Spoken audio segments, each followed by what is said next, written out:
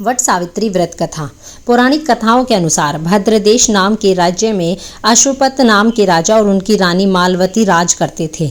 उनके घर में एक सुंदर तेजस्वी कन्या का जन्म हुआ, जिसका नाम उन्होंने सावित्री रखा। वह कन्या बहुत ही बुद्धिमान और सुंदर और धर्मपरायण थी। जब सावित्री विवाह योग्य हुई तो राजा ने अपनी बेटी को स्वयं वर चुनने की अनुमति दी। सावित्री ने सत्य नाम के एक राजकुमार को अपना वर चुना। सत्यवान एक वनवासी राजा धुमुतसेन के पुत्र थे, जिसको किसी कारणवश अपना राज्य खोना पड़ा था और वन में रहते थे। लेकिन एक बात जिसने सबको चिंतित कर दिया वह यह थी कि एक भविष्यवाणी के अनुसार सत्यवान की मृत्यु 1 साल के भीतर हो जानी थी। लेकिन सावित्री अपने निर्णय पर अड़िग रही और सत्यवान से विवाह कर लिया। विवाह के बाद सावित्री अपने पति और सास ससुर के साथ वन में रहने लगी। वह बहुत सेवा भाव से सबका ध्यान रखती थी। जिस दिन सत्यवान की मृत्यु होनी थी उस दिन सावित्री ने व्रत रखा और वट वृक्ष के नीचे बैठकर पूजा की। जब सत्यवान लकड़ियां काटने जंगल गया तो सावित्री भी उसके साथ गई।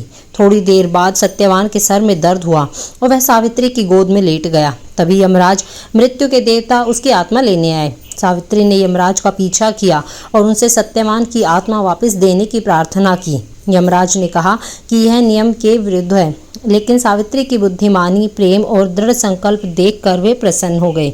उन्होंने सावित्री को 3 वर मांगने का अवसर दिया।